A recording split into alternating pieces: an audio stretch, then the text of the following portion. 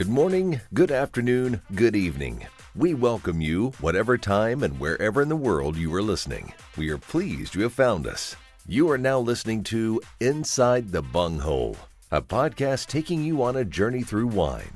Together, we will learn more about this wonderful elixir of life. So raise your glass to welcome your hosts and partners in wine, Pam and James. You are now inside the bunghole. Welcome, everybody, to a very exciting episode of Inside the Bunghole. I'm here with James. Hello. And Patty. And we're in Las Vegas at Grape Expectations. And they have what we've been looking for a long time is a winemaking class where you actually come back and do the steps, and at the end of the journey, you have your own wine. And it's not dehydrated powder or anything like that. It's the real deal. Grapes. You squash them. Patty, it's nice to have you here. Well, thanks for coming to visit me. How did this all start? So what it is, you'll come in and you'll want to make wine. And it could be one person or it could be up to 20 people. We try to max out at 20 people per barrel. And so if you want to do your own private barrel, come in, sit down and talk with us. We'll take you on a tour, show you what it's all about. We'll let you know what the pricing is. And basically what we do is you decide what kind of wine you want to make. If you don't know, we'll help you. But generally, if you go to Total Wines or any of the places around here, Lee's Liquor, you can go in, find your favorite bottle of wine, flip it over on the back side, and a lot of times it'll list the grape varietals and the percentages. That's what you would give to us. We have wineries that we deal with in California, also in Chile and South Africa. And these are two separate classes too. Like you do the California wine in one. Right. So we have two harvest seasons. Yeah.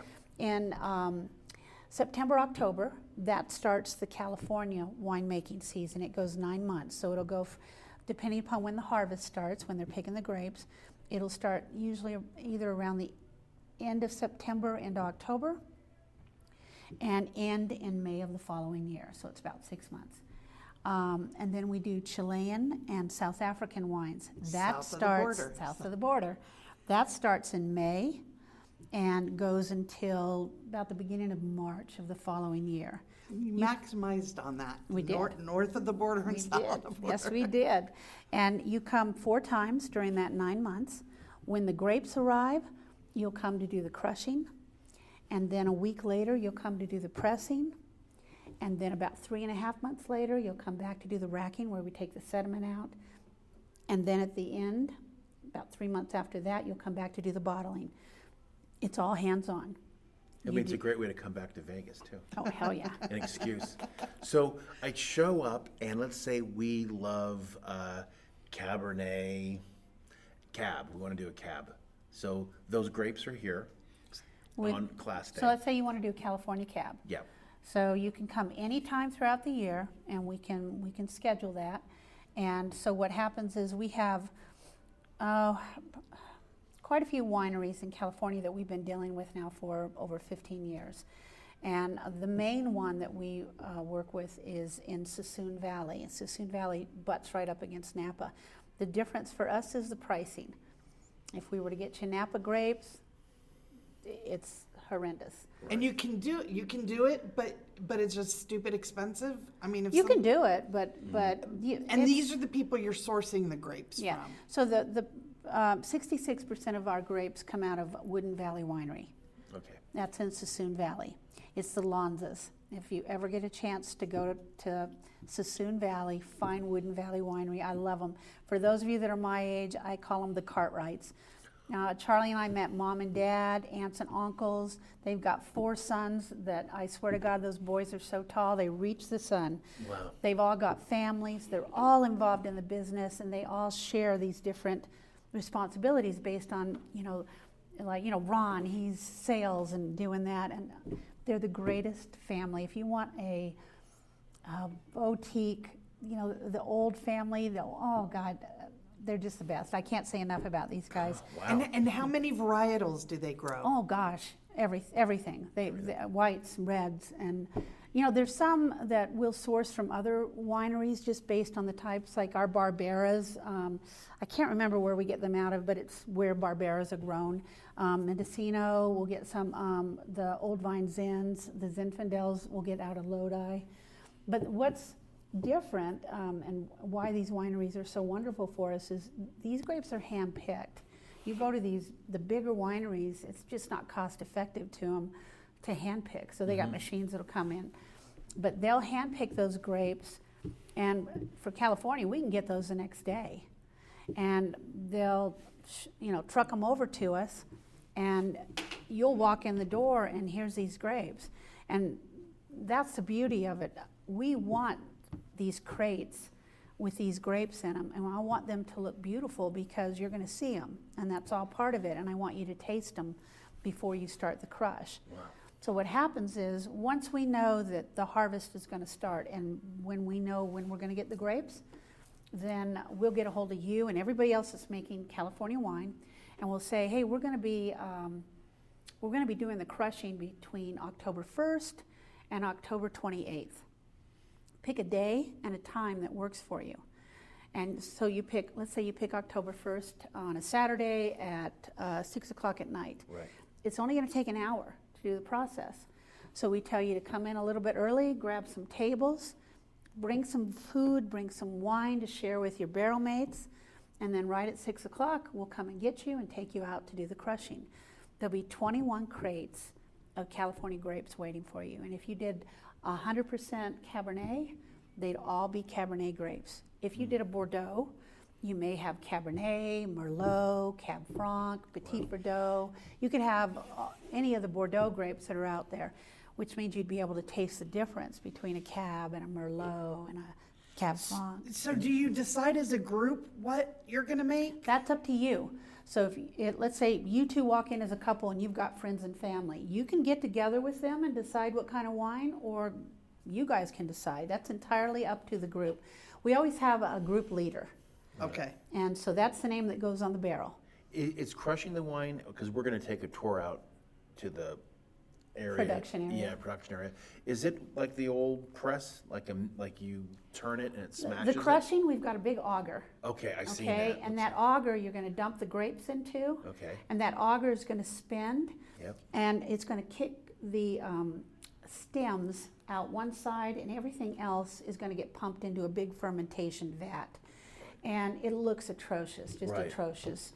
But if crime you can scene. push the foam back and take a little sip, I don't care what you're making, it's the greatest grape juice you'll ever have in your life. Yeah.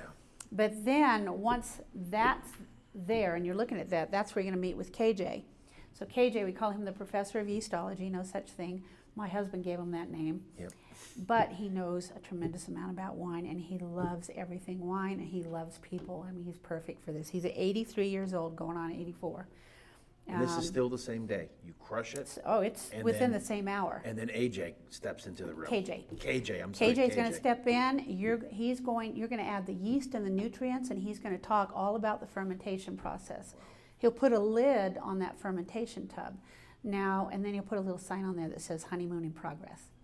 Now, if you walk in the next day, this place is going to smell incredible. So good. You can just pull up a lounge chair and just sit and get drunk, just sniffing the air. It's that good. But what's happening is when you added that yeast starts eating that sugar. And the byproduct is going to be CO2. So when you walk in the next day and you lift that lid, you want to air it out a little bit because that CO2 will knock you on the ground. But then afterwards, you can take a whiff and it just smells incredible. And you're going to have all these other groups that have done theirs too. And so the smells in here are great. But what you're going to see is kind of a cap, a dry cap. And what's happened is that when the yeast was eating the sugar, CO2 brought all the skins up to the top, formed a cap. I see. So about 4 or 5 times every day for the next 7 days, we're going to bust that cap, push those skins back down to the bottom and let the CO2 bring it back up. It's the contact with those skins that gives red wine its red color. And all those flavors and everything that goes into that. Now, if I'm only in town for like 2 days, I do this one day of crushing, and we get to that. And is that something you guys do? You push Oh yeah, the tap down? we'll never. Yes, that's something we do. You're welcome to come Yeah. and participate, but you don't have to. Right. I'm just seeing. I'm Yeah. witnessing the crushing, Right. adding the yeast. Yep. Take a shower, get on the bus, and get out of here. Yeah. So Yep. when do I come back? And then what's You come back exactly 7 days later. So Okay. if it was Saturday at 6 o'clock, October 1st, you're going to come back the following Saturday, and you're going to do your pressing at 6 o'clock. So exactly 7 days later. pressing? Yep. Now, when you come back that second time for the pressing, you have wine now, because that yeast will be done eating that sugar. There's not going to be any more CO2, and you're going to have wine that's just kind of along the top because the skins will start to fall down.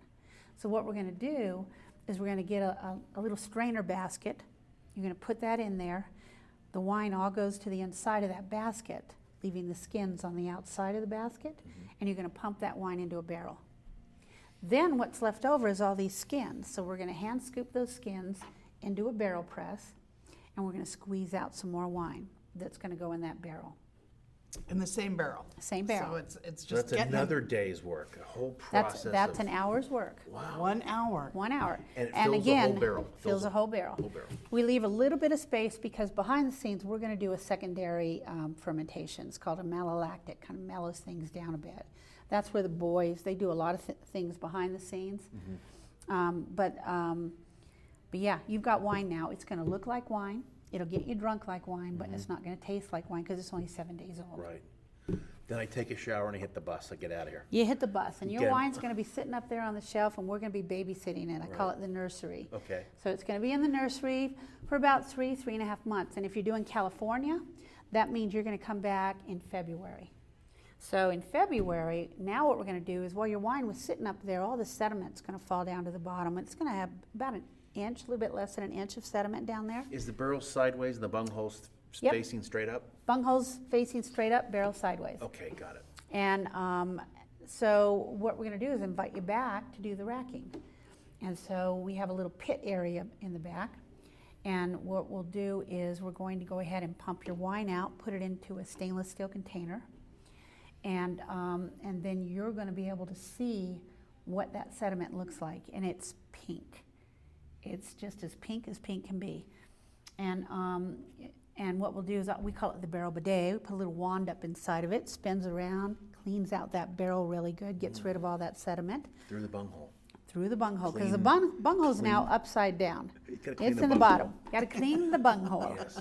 And at this time, which is really cool, this is where you get to taste your 3.5-month-old wine. And wine changes almost daily. It just changes. Sometimes you love it. Sometimes you come in a couple weeks later, a month later, and you'll hate it. But come back in another month later, and you're going to love it. It's just constantly maturing.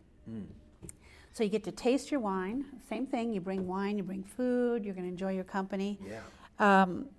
And then now you're going to hop on the bus again and get the hell out. Get the hell out of town again. Yep, and the next time you're going to come back is about 3 months later, and that will be the end of the 9-month period. And that's where you're going to bottle. So we'll have a big bottling line set up. Wow. We'll have 20 cases of sterilized bottles waiting for you. We'll have a bottle filler. We will have gone ahead and gotten all the sediment out of your wine, clarified it, put it in that stainless steel container, and we'll gravity feed it down into the bottle filler. And we'll take you through the whole process. And so what you're going to do is you're going to pull the bottles out, put them up to that bottle filler. I call it the milker. Yep. It's going to fill the bottles up to just the right level to allow the cork to go into the neck. You'll pull the bottles out of there. You're going to walk over here. We have a manual corker. You put a cork in there, and you're going to ratchet it down, and it's going to force the cork into the neck of the bottle. And then we have a little shrink wrap that'll shrink wrap the capsule. So you know how bottles always Sure. have that little capsule that kind of Yep. seals it off? You get to pick the color, and you put that on. Now, if you decided to do labels, we'll let you go ahead and put your labels on at that time. And You if you look design your own around the label. room, I we see have all all these labels up on the wall. Yes, yes, a little And art. I'll tell you what, these people are as creative as Very. can be. They can go and get their labels professionally done. They can steal from the big boys. They can create their own. The thing about this wine is it's not for resale.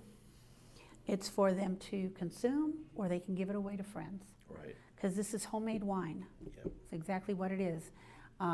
But it's good wine. It's, I love the whole process of drinking, meeting friends, having munchies, and making wine. After the class, after the whole process is done, do people come up to you and say, now I appreciate wine? I know the process now. oh, they say it all throughout the whole process. Right. I you know, and you'll think about it the next time when you go to get. I'd drink some of the wine, and if there was any left over, I'd throw it. I just pour it out. Well, now I know what goes into it, and I also know that wine's not going to go bad between now and tomorrow. Right. Yeah, You know, it's You almost need to take a class before you're allowed to drink wine. you should. Just to You should. appreciate it. well, you know, it's not just wine. It's beer. It's whiskey. It's everything that's out there that's handmade by anybody. To learn what goes into that drop is, I mean, to the person that's making it, I know a lot of it's very commercial, but the little boutique places that are made, a lot of time and effort went into Yes. that, a lot of sweat And and love. tears, and love, especially love. And once you realize that, it changes everything.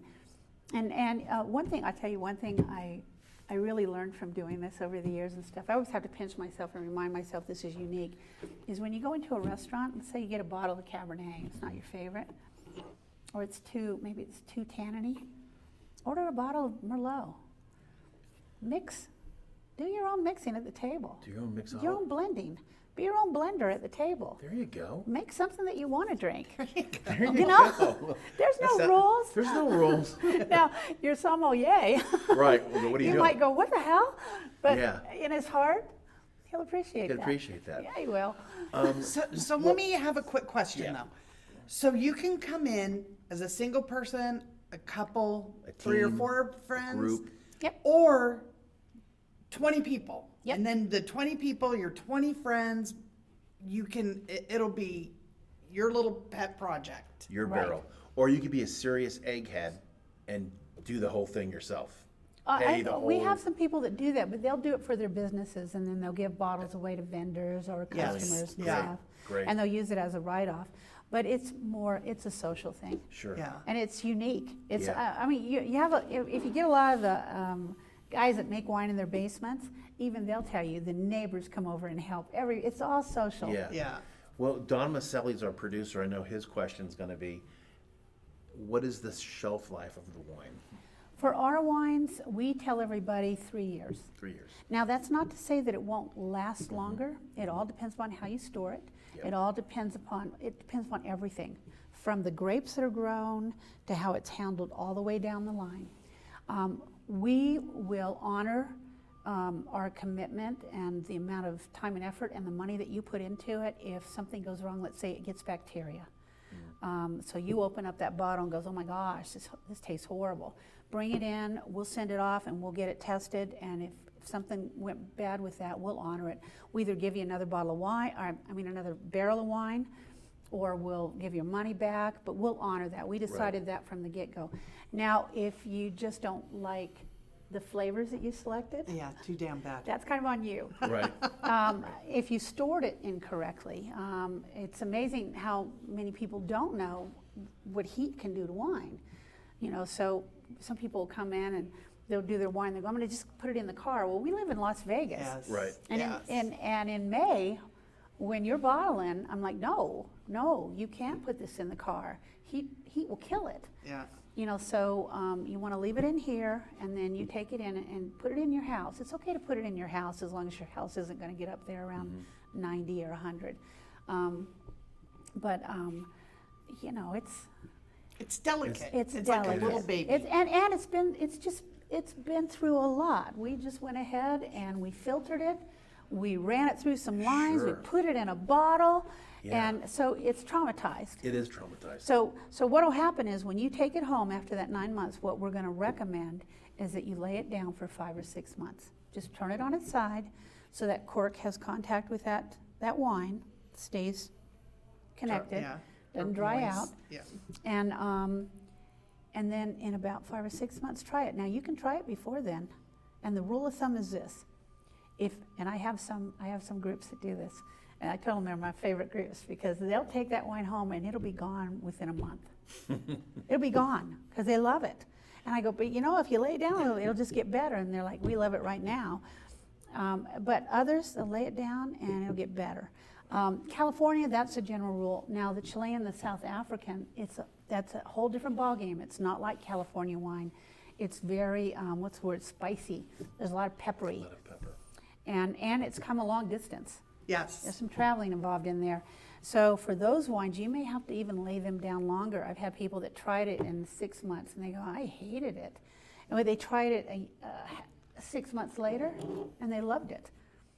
So because it's changing. Yes. It's just constantly doing that. Now, do you have a lot of repeat people coming back and doing it? Oh, yeah. Yeah. Yeah. I've had people making wine with us for 15, 10 years. Because I imagine you guys do a lot of the hard work. We do. You source the These grapes. guys, Mike and Chad. It's babysitting. When It's you do the constantly nursery- checking yes. the wine. It's making sure nothing's gone. Because if you smell something bad, you can fix it. It's very easy to fix. We have wineries that have come to visit us because they've heard about us. Because we're unique in the fact that you can walk in and every single barrel is different from every other barrel. So there's two things they say. First, they walk in and they comment about how clean it is, and which is a badge of honor for us. Absolutely. And I'll tell you what, anything about wineries, you spend all your time cleaning. Cleaning, cleaning work. It's incredibly important. Bacteria, that's our enemy, and inside the barrels, air is our enemy. The bunghole bidet. But the other thing they say is once they hear that every one of these barrels is different from every other barrel, they're like, no way in hell. No way in hell. Because as you start to learn more and more about wine, and people that want to learn about wine, go to UC Davis. Yeah, right. Yes. Get a degree because, man, you'll find out a lot, and it'll scare the You're allowed to say shit. I can say shit. Yeah. I caught myself right. It'll scare you, man. She's still not going to say it. I can't. So, because some things that can go wrong are airborne. Right. And these barrels are breathing. And one thing that I learned is you can't make vinegar in the same place that you're making wine. Oh, really? Because there's certain properties of that vinegar that are airborne that will destroy your wine. Wow. Sour, people go, hey, why don't you do wine and why don't you do... apple juice. Well, no, or we something do. like that. Oh, you do? We do, but not on the school side. That's on the winery side. Winery side. But they'll say, why don't you do beer? Well, beer's great, but they do sour beer. Well, sour beer's got certain properties that if it were to get around this wine, it would destroy it. We don't even have to pull the wine out of the barrel. Wow. It's crazy. It's crazy stuff. How many batches do you get out of a barrel? And then You'll get 250 to 260 bottles. And then how many times can you reuse that We barrel? reuse our barrels until they leak. And the reason we do is we've got some commercial steamers, and these guys really take good care of these barrels. So we're steaming them. We're getting everything that we can get, any bacteria, anything that's in there out. Till it runs clear. And then we treat them until the next time that they have wine introduced into them. So when you get these barrels, they're wrapped up and they're dry. And they're American oak? Yeah, all of these are American oak. And so they're dry, and so what we have to do is we have to swell them. Oh, okay. So let's say you soak them, dip them down in water, dip them down, and then what will happen is the staves will swell up. And so that's what we want to maintain. We want to keep that tightness. Yeah. Well, we should probably take a break and then go on the floor of the schoolroom and take a tour of that. Very good. Very good. So we'll be back in just a minute on tour. If you want to know more about Inside the Bunghole, join us on all our social media platforms. You can get a revisit and view all the latest posts, giveaways, and information on this podcast. Simply search Inside the Bunghole on Facebook, Twitter, or Instagram. Like, share, and subscribe. Leave a comment. We would love to hear from you. Or you can email us at insidethebunghole@gmail.com. Thanks for tuning in, and visit our website at insidethebunghole.buzzsprout.com, where you can always find our latest podcast and past episodes. Cheers!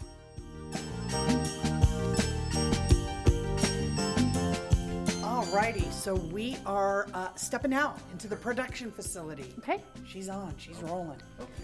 You can hear me okay? Yes. There might be some music. We're doing a little walk and talk. We're doing a walk and talk. So this is the production area. This is swamp coolers. So it works out perfect for California. So everything starts in California September, October, and for Nevada, especially Clark County, that's where the heat starts to subside a little bit. October is really where it really changes, about 10 to 20 degrees. And each one of these barrels is a group. And for instance, this individual, he did 2 barrels. Okay. He just came in the other day to bottle his California wine that he started back in October. And what he decided was, like what I mentioned before, he decided what type of wine he wanted to make. For this barrel, they gave it a name, so they call it Randy's Winos. Barrel number 1.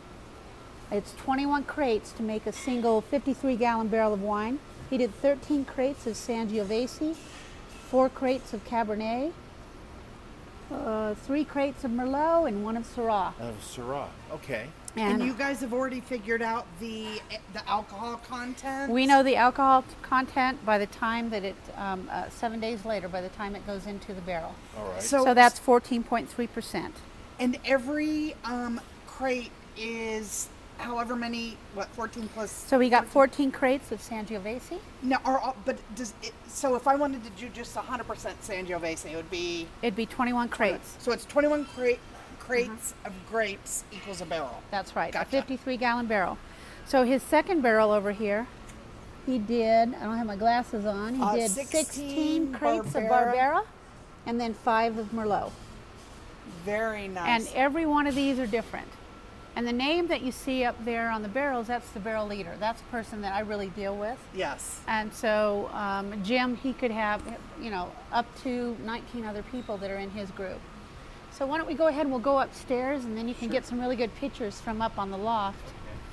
Yes. And what's the size of this warehouse? This area, the production area, is probably about 8,000 square foot. So 8,000 square feet. There's just barrels. Yeah, we'll do everywhere. We've got about 300 that we keep in here. What determines the amount of barrels that we'll allow in our facility is based on really the fermentation tubs. So if you look back behind those barrels, you'll see the fermentation tubs are stacked up. They're those maroon colored. Okay. They've got lids on them. Yes. They're huge. And when you're doing the crushing, and those barrels, those tubs are throughout this area, there's only so many you can fit in here. And that determines how many barrels you're going to do. Now, you were mentioning from the barrel it goes into the steel. Is that one of the steel tubs down there? Yes. Oh, there's a whole bunch steel? over there. Right here, Okay. James. And you see the little pink posies that are on top of them to Yes. keep anything from falling in? That's what you lift up to Yep. smell sometimes. Well, no, we put those on there when we've got wine that's been pumped into there to keep anything from falling in. I see. That was something that Chad, his mom, made for us. So I don't know that you'll see them anyplace else. But that pink is the exact color of what the sediment looks like when you dump it out of the barrel when That's you're what doing you your were racking. You were saying that. Yeah. Wow. So you can get some good shots from up here. Absolutely. Amazing. I mean, this is a winery. Yeah. This is what you would see if you went To any winery. Absolutely. This place will really start getting hot around the second or third week in June, because that's when the temperature really spikes in the desert for Las Vegas. Yeah. And our swamp coolers are going to keep it about 20 degrees cooler in here, but you're talking 120 degrees out there. It's still pretty darn hot in here. So in the summer, do they still, because the Chilean wines will be... So the Chileans start at the end of May, beginning of June. And you're absolutely right. It's okay when we first started out, we do our crushing, our pressing, but once it goes in the barrel, that little room that we were sitting in, that one's temperature controlled.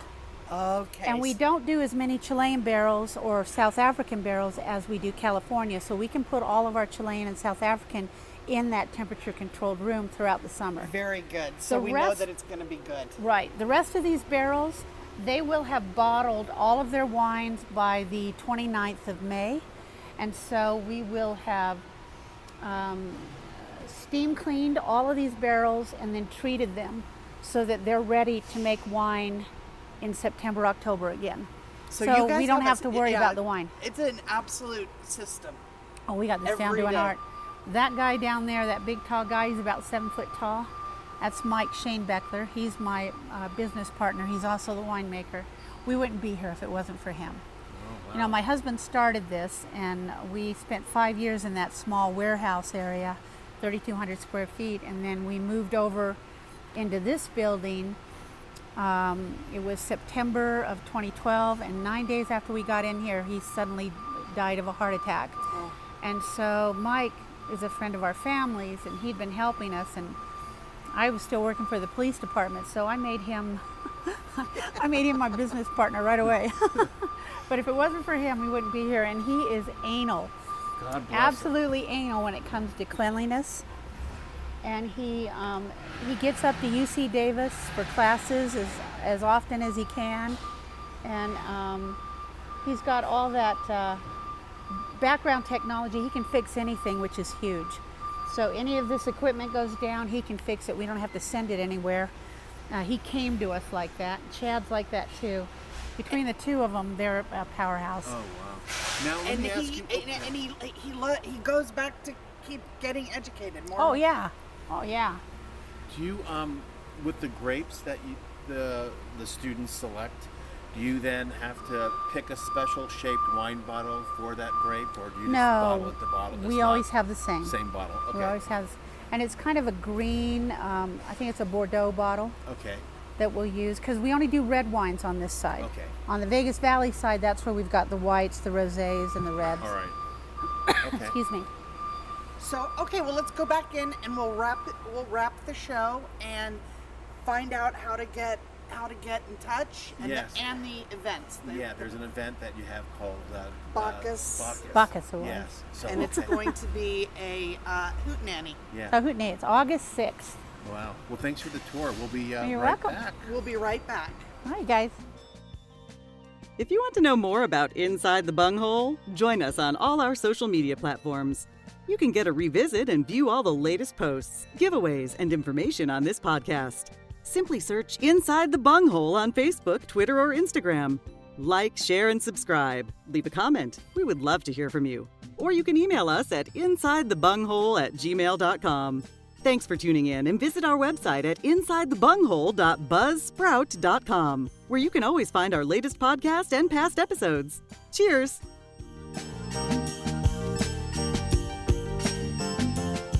So we're back from our tour, and what an amazing place. We are going to have so much fun. We are going to do this, James and I.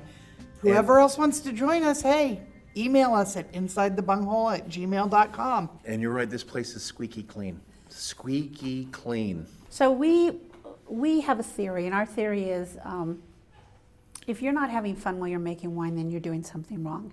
And pretty much everybody that walks in this door, they leave their woes and their cares at the door, and they're laughing, they're smiling the whole time they're here while they're learning. And so one of the things that we do is when you come to do your bottling, we'll hold 2 bottles back. And then we have 2 chapters of the American Wine Society that are here in the Valley. And we'll bring them in July to do a blind tasting. Now, they're amateur judges, and we allow anybody to come and join in the judging, even our winemakers. But the rule is, if, let's say you made 100% Cabernet, you can't judge those wines. You can judge other ones, but you can't judge those wines. And so they'll do a blind judging. There'll be anywhere from 13 to 17 categories. Your wine will fit in as a meritorious. It could be a gold, silver, or bronze. And then we have the Bacchus Awards, which is at the end of July and August, and we always have that at the Orleans because they make wine with us. And they give us 3 ballrooms. We have all the food you can eat. We have all the wine you can drink. We have a band. It goes from 7 to 11, and afterwards we head over to McMullen's, an Irish pub, Yes, we until love about McMullen's. until about 5 in the morning. And we've been doing that since 2008, and it's quite the happening. We always have a theme. We've done Bacchus of the Caribbean. We've done the Grape Father. We always have a little 7-minute skit that we don't even practice for that we do to open up the ceremony. It's just a lot of fun. Yeah. And then And you I'm get to meet other winemakers. And I'm sure everyone's just a little bit inebriated, just enough to make A it little bit. interesting. And you know, your website has all those past photos and all the information we talked about. Oh, yeah, yeah. Your website's really, I mean, easy peasy website. It really explains it all. Grape Expectations, Las Vegas. What's that again? Grape Expectations, Las Vegas. Very good. Okay. Very good. And then you did say, you just mentioned something about you have a kind of partnership with Orleans. They make wines here? They Yeah. participate? Periodically, the Orleans will make wine with us. There was, for years and years and years, they were making it. And then I think it was kind of, especially with COVID Kind of. put a cramp in Yes, everybody's style everybody's and stuff. style. But they love us and we love them, and they've just always been incredible to us. And when we come up with a theme, they just run enhance with it. They run with it. They're just an incredible facility. We love the Orleans. Yeah. Well, thank you so much for your time, and we are so excited, and I do believe James and I at least will be coming out here and making an inside the bunghole wine. Yes, we're going to be here and participate. Yeah, in the Awesome. fall.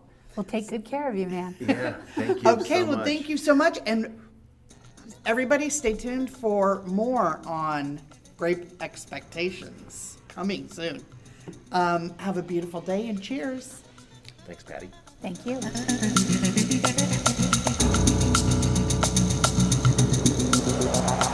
If you want to know more about Inside the Bunghole, join us on all our social media platforms. You can get a revisit and view all the latest posts, giveaways, and information on this podcast. Simply search Inside the Bunghole on Facebook, Twitter, or Instagram. Like, share, and subscribe. Leave a comment. We would love to hear from you.